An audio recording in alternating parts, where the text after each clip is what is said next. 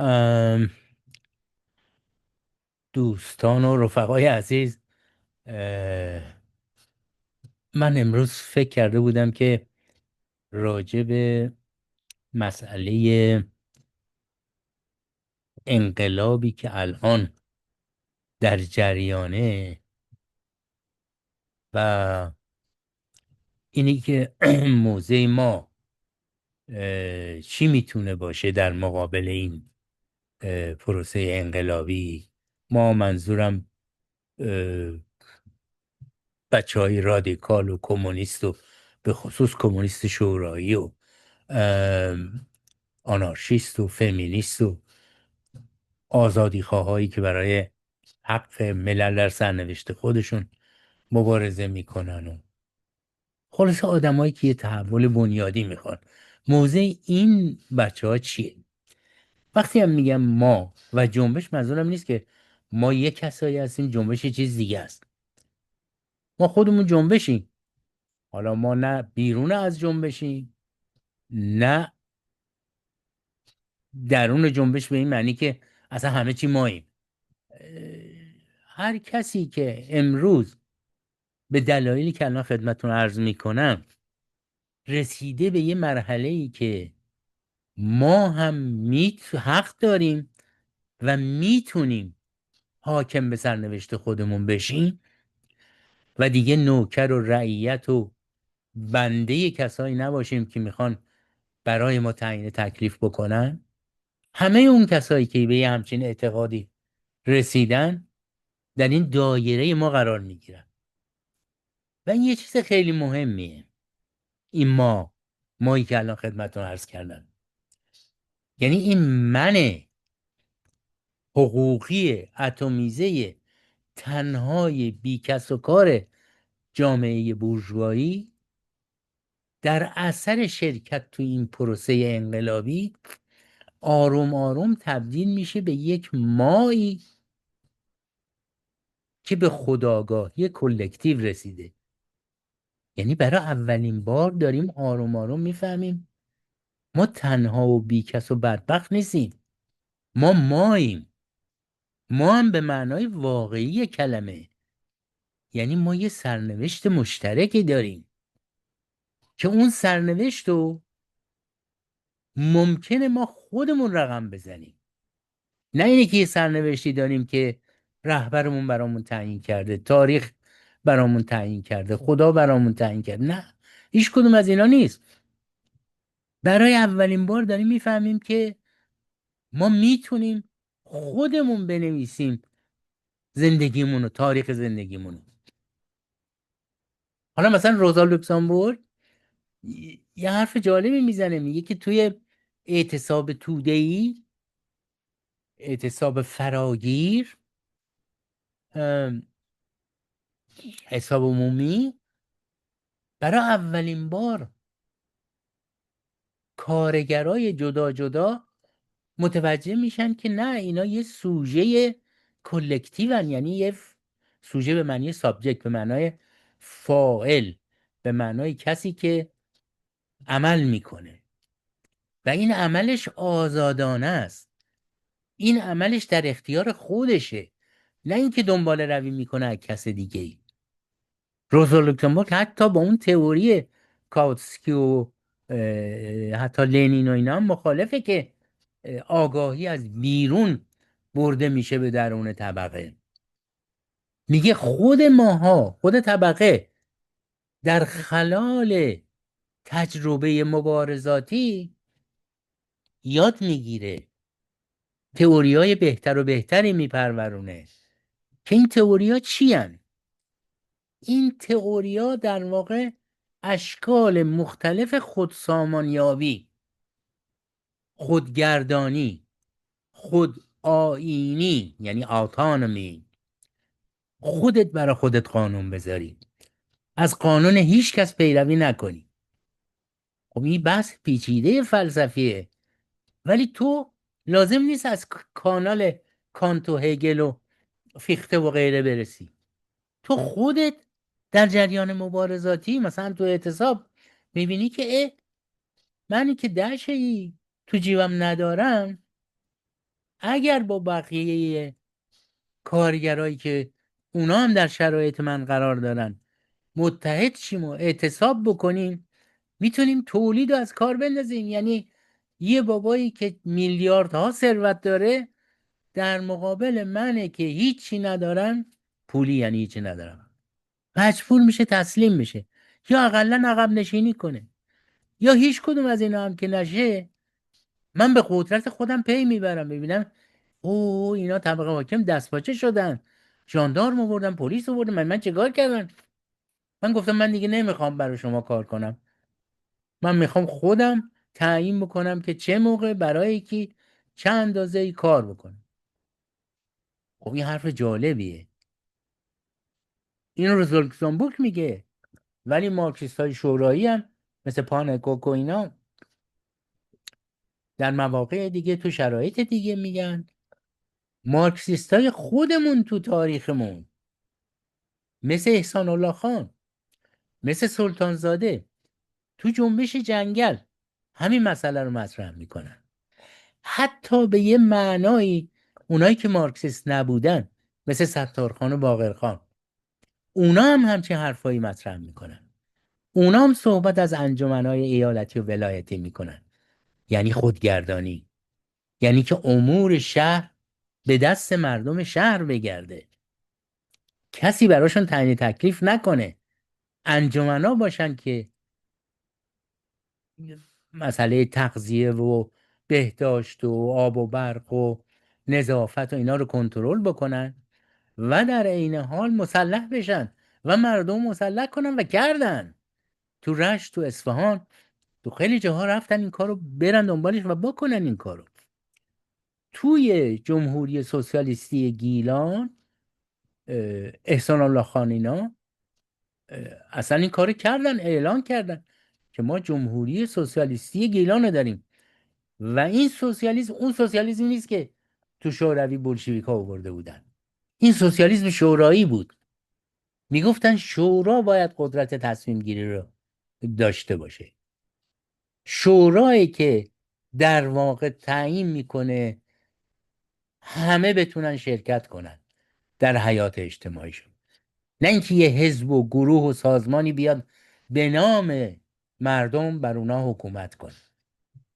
بنابراین اگه دقت بکنیم میبینیم که از همون اول این قضیه مطرح بود که مردم، حالا طبقه کارگر، فقرای شهری، دهقانا، زنا، ملل مختلفی که جامعه ما رو تشکیل میدن، روشنفکرا، هیچ کدوم از اینا قیم نمیخوان یکی براشون تعیین تکلیف بکنه، اصلا با تعیین تکلیف مخالفن.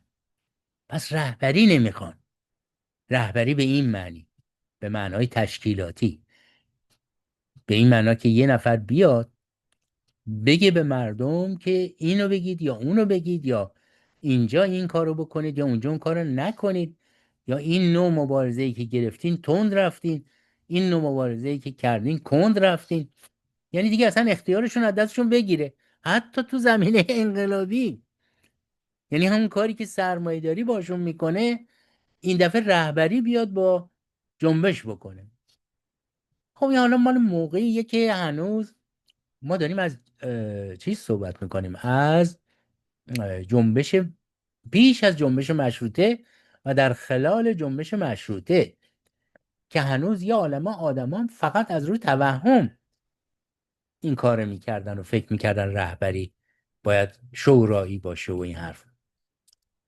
الان خب یه جریانای کثیفی مثل رضا پهلوی که خب عوامل رژیم هستن میخوان با این بحث که ما بیایم رهبری بکنیم همون قضیه شکل خمینی رو تو ماه دیدن همونو دوباره مطرح کنن. دوباره دیدن جنبش داره بلند میشه و رو پای خودش وایستاده، میگن چه کارش کنیم که اینا رو بشکنیم، اینا رو وادار کنیم که پیروی بکنن از هر آدم کثیف و ارتجاعی. خب البته الان دیگه دیره و اینا هم نمیتونن و خب طبیعی هم هست. همیشه تو این موقع اینا میان دیگه، وقتی میبینن جنبش داره میره جلو و دیگه گوشش به حرف هیچ کسی اه، بند نمیشه، شورش با حرف هیچ کسی بند نمیشه. ام، که بعد میان و میگن که بیان منو بکنید، یه روز میگی بیان منو بکنیم وکیلم. وکیل میخوام چیکار بکنیم؟ داریم خودمون مبارزه میکنیم، بعد که خیر تو رو بیایم بکنیم وکیل خودمون که تو به جای ما بری با از اسرائیل کمک بگیری که ما رو بکشی؟ مگه دیوونه این؟ حالا بابات چی کار کرد که اومد و شد وکیل مردم؟ دهن مردم رو میدوخت، لیترالیا با سوزن دهن یزدی رو با دوخت. یا پدر بزرگت چی کار کرد؟ پدر بزرگت اومد مردم و لورا رو با سر فرو میکرد توی ستون سیمانی، بقیهش هم پر میکرد. آخه این چیه؟ این چه نوع رهبریه؟ حتی بگذاریم از اینکه اگر آدم خوبی هم میبود، خب بازم همین جوری میشد. یعنی بازم رهبر اصلا یعنی نفی خود حکومتی، نفی خود سامان دادن، نفی اینی که من حاکم به سرنوشت خودم بشم. من همیشه باید چشم به دهن یکی دیگه باشه که برا من تعیین تکلیف کنه. اصلا چه لزومی داره رهبری باشه؟ حالا این در صورتی که اون یا آدم درستی بود و باید میشد به حرفش گوش داد، یا آدم از همه جا بیخبر، مفخور، دزد، پس فطرتی که به هر کسی خودشو میفروشه. یعنی این شاه به شاهزاده همین مرده رضا پهلوی بیچاره انقدر غرور شکسته که به هر کسی حاضر تمکین بکنه. تمکین که هیچی، اصلا به التماس کنه که آقا تو رو خدا منو به عنوان نوکر خودت قبول کن. حالا میخواد اسرائیل باشه، آمریکا باشه، اروپا باشه، نباشه، هر کی باشه. بعد یه ایده هم که دور خودش جمع کرده چاقوکش و قمه‌کش و وحشی هن که حالا من روم نمیشه اینجا صحبت های اونا رو بیارم. یه حرفایی میزنن که نمیدونی این دهنه یا منجلابه. 4 تا خال کوبیده و درست دیروز از چاله میدون اومده. همون چه یان دیگه، سپاه پاسداران و نیرو مخصوص اینن. حالا از موضوع پرت شدم. این انقدر اینا آدمای پر رو و واقعیان، آدم یهو از دستش در میره. ولی به هر حال منظور من این بود که مبارزه ما امروز، مبارزه زن، زندگی، آزادی، برای چیه؟ برای برقراری شوراهاست که چی هستن؟ شکل نطفه‌ای جامعه آینده. به قول بلوخ، ارنست بلوخ یه حرف خوبی میزنه، میگه امید به یه آینده‌ای که هنوز برقرار نشده به صورت یوتوپی میاد بیرون. یعنی حرفایی که آدم‌ها الان میزنن اون جامعه‌ایه که وقتی تحقق پیدا بکنه همه درش خوشبختن. دیگه زن سرکوب نمیشه و مسئله چی میگن،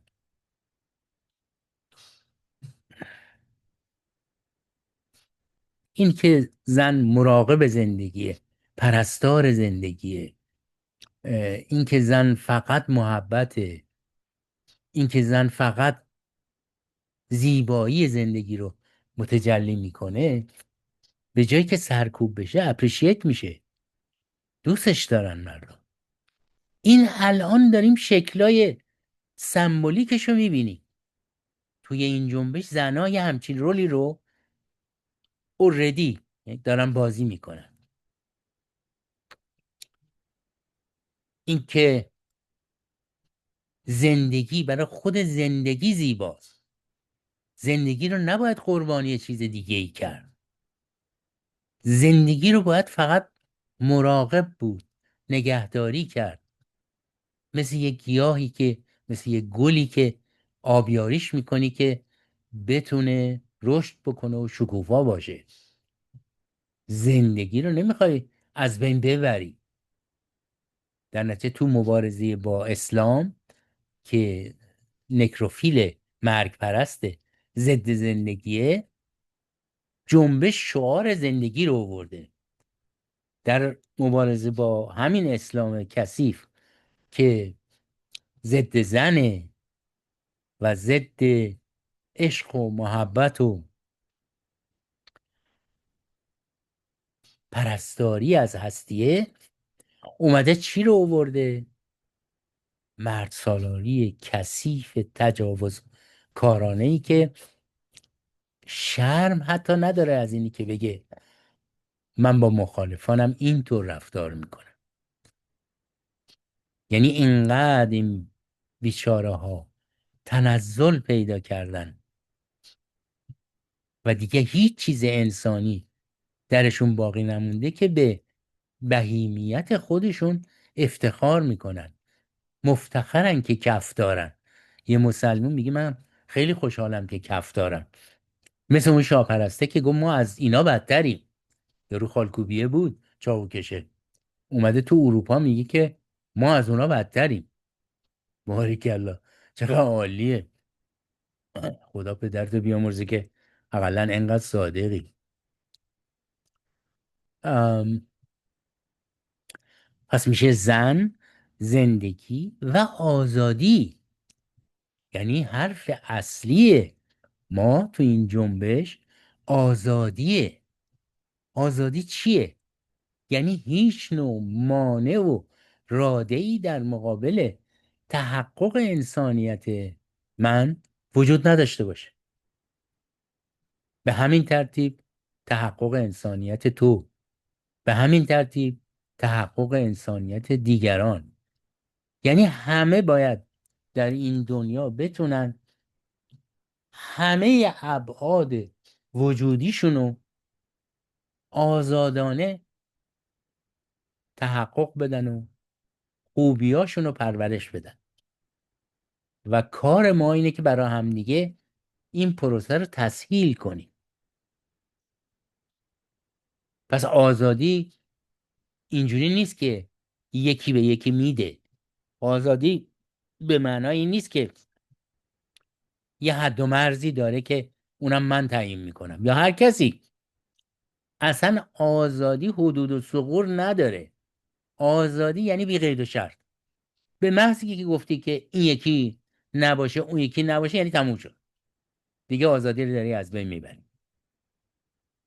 آزادی یعنی عدم محدودیت، یعنی نامتناهی، یعنی انسان خدایی.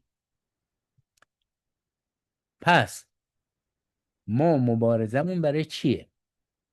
مبارزه ما برای زن، زندگی، آزادی به مفهوم شورایی کلمه است. یعنی خود زنا، خود آدمای زنده و خود آزاده ها، آزادگان مبارزه میکنن برای اینی که بتونن نهادهایی رو بیافرینن که شرایط تحقق این آمال و آرزوها رو فراهم بکنه. و در نتیجه ما میخوایم بگیم که این شعارا نه تاکتیکن به معنای واقعی کلمه، نه استراتژی هن، ولی هم تاکتیکن هم استراتژی. به چه معنا؟ به این معنا که ما در این مبارزه همون جوری که شکلای عملی رو هی تغییر میدیم و خلق میکنیم شکلای جدید، به همون ترتیب در واقع داریم قدم به قدم به خود حکومتی نزدیک میشیم. یعنی وقتی بچه ها دیدن که با تظاهرات آروم خیابونی نمیشه و این حیوونا اینجور اینا رو میکشن، رفتن به یه نوع تئوری که الهام گرفته از جنگ چریکیه. یعنی تشکیلات پراکنده کوچولو کوچولو برن حمله کنن، محاصره کنن نیروهای دشمن رو، ضربه بزنن، فرار کنن برن.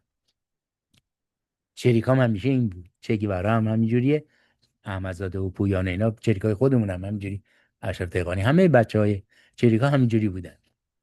که چه کار میکردیم ما؟ حمله میکردیم، ضربه میزدیم، میرفتیم تا این دشمن که اه، یه چیز نرقول سختیه براش حرکت کردن، تا میومد به خودش بیاد ما رفته بودیم دیگه. این باید بره دوباره یه جا دیگه دنبال ما بگرده. یا بچه ها مثلا میرن نشون میکنن آدرس و عکس و اطلاعات این جونورا رو که آدما رو میکشن پیدا میکنن، اینو میذارن رو اینترنت یا اینی که پخش میکنن. وقتی پخش شد نیروهای دشمن متوجه میشن که اونا در محاصره ما هم. درسته اونا توپ و تانک و اینا دارن، ولی کشتن یه دونه از اونا احتیاج به توپ و تانک نداره، هواپیما نمیخواد.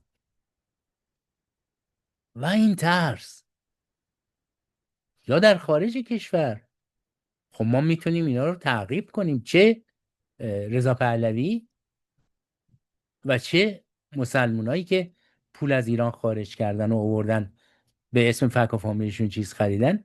این روزا دیگه نمیشه اینا رو قایم کرد، میشه یه کمیته ای از وکلای مترقی خوب تشکیل داد که اینا رو تعقیب کنن، ببینن پولا رو از کجا آوردن، چطور یه آدمی به 100 میلیارد دلار پول رسیده، پدرش بوده، مزرعه داشته، کارخونه داشته، یا اینکه آدما رو کشته پولاشونو گرفته.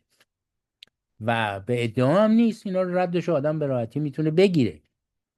و بعد وقتی پیدا کردیم اضافه بر مصادره اموال این کسایی که رو خون ملت برای خودشون یه امپراتوری ساختن، یعنی اضافه بر این که اموال اینا رو ما مصادره خواهیم کرد،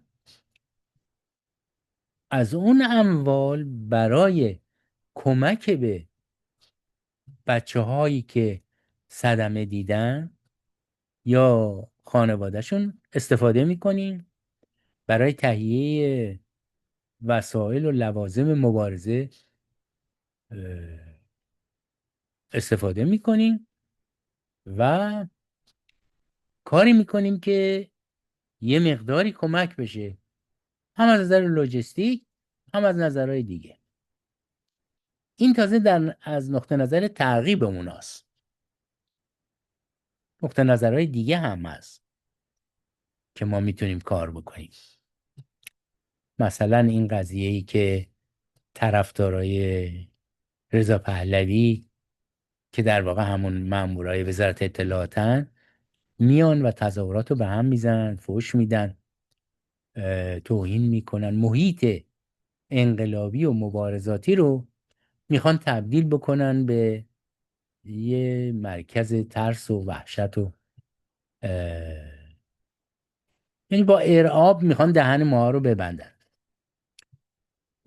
و این خیلی غلطه که ما بگیم با اینا ما برخورد نمی کنیم. چطور نمی کنیم؟ خیلی هم خوب برخورد میکنیم. اولا اجازه میگیریم در محدوده قانونی، یعنی ما میگیم تظاهراتی که ما میذاریم ضد سلطنت و ضد اسلامه. اگر کسی میخواد بیاد و از این دوتا دفاع بکنه بره بر خودش تظاهرات بذاره، نمیشه بیاد تو تظاهرات ما. مثل این میمونه که بگیم یهودیا ضد هیتلر و آشویتس تظاهرات گذاشتن، گوبلس هم اومده تو تظاهرات میگه زنده باد نازیسم. خب نمیشه که. و از اون بدتر گوبلس اومده گفته که شما حق ندارید به فاشیسم و نازیسم حمله کنید، شما بگید زنده باد هیتلر. خب بابا ما اصلا برای مبارزه با اون اومدیم اینجا. این یارو رضا پهلوی اومده میگه که شما حق ندارید بگید ما آزادی میخوایم، بیاید بگید که ما میخوایم یکی بیاد دوباره ناخونمون رو بکشه. رضا پهلوی همونجور که باباش ناخونمون رو میکشید، همونجور که پدر بزرگش دهن ما رو میدوخت، ما یه همچی چیزی میخوایم. خب چرا بگیم؟ اصلا یه حرف جنون آمیزه. یعنی اینو اگه دنبال هم بذاری میگن این بابا یه مقدار قاطی کرده. حتی اگه مأمور سازمان امنیت هم هست، خب یه چیزی بهش بگن که معنیدار باشه. خب باشه مأمور سازمان امنیته، ولی نمیشه بیاد یه هم چیزی بخواد از مردم و بعدم عصبانی شه بخواد قمه بکشه. خب مگه ما دستمون چلاقه؟ این دفعه قمه خاصی بکشی همچین میزنیمت که دیگه از جات بلند نشی. چون از قبل اعلام کردیم ما از خودمون دفاع میکنیم. نمیگیم شما آزاد نیستینا، شما برید یه جا دیگه تظاهرات بذارید هر جوری دلتون میخواد، ولی نمیشه بیاین تظاهرات ما رو به هم بزنید. و از رفقایی هم که بلدن هنرهای رزمی و دفاع از خود، میخوایم که کلاسایی بذارن که همه بچه هایی که انتظامات رو به عهده دارن یاد بگیرن و همینطور بچه هایی که انتظامات رو به عهده ندارن. هم برای امروزمون خوبه، هم برای آینده که میخوایم تو ایران کاری بکنیم دوباره همون بساط نشه که زهرا خانم اینا این دفعه به نام نور پهلوی و نمیدونم والا گوهر زهرمار و اینا میخوام بیان باز همون کارهای زهرا خانم بکنن. نه دیگه این دفعه خبری نیست. زهرا خانم بیاد با دماغ شکسته باید بره. البته میگم در محدوده قانونی ها، من تبلیغ خشونت نمی کنم، ما فقط از خودمون دفاع میکنیم. اگر اینها اومدن و خواستن تظاهرات ما رو به هم بزنن، اول ازشون مؤدبانه میخوان که برن برای خودشون جای دیگه تظاهرات بذارن. اگه گوش ندادن و اون یارو چاقو کشه اومد گفت ما بدتر از این مسلموناییم و میزنیم و میکشیم، اون وقت نشونش میدیم یعنی چی. یعنی بهش یادآوری میکنیم که چریکا باهاشون چیکار کردن. ما هم بچه های هموناییم. امثال من که خود اونا هن. ولی خیلی هم هستن که بچه های اونا هن. همون شجاعت. این دختر و پسرای نازی که الان تو ایران دارن تظاهر میکنن، تو نگاهشون بکنی ظرافت و روشنفکری و آزادگی از همشون میباره.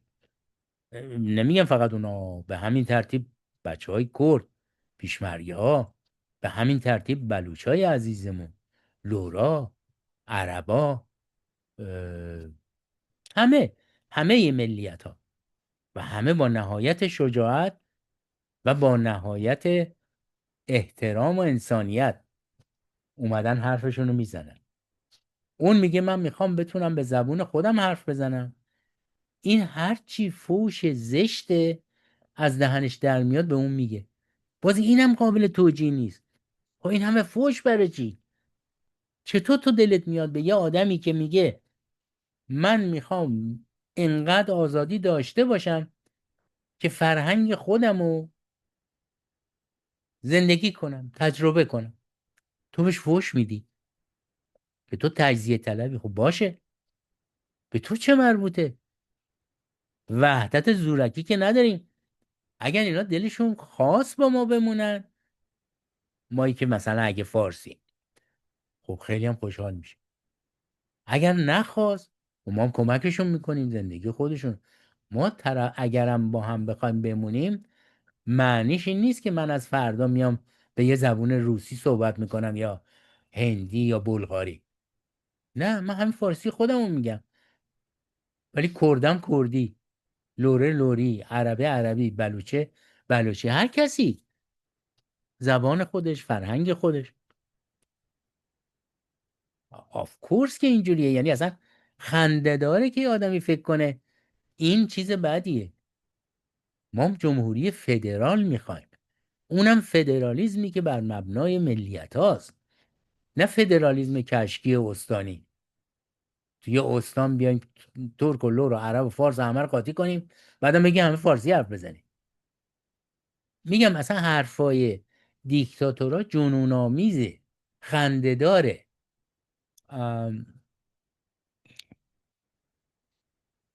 دیگه عرض شود خدمتتون، ام، ببخشید مثل که زیاد شد حرف من، ساعت نگرفتم. حالا من با اجازهتون همینجا نگر میدارم که دیگه شما خیلی خسته نشین. خود منم یه خورده خسته شدم، ببخشید، چون من خیلی بدجور مریضم، زود نفسم بند میاد. خیلی ممنون از صبر و حوصلتون و اینی که به حرفای من گوش دادید.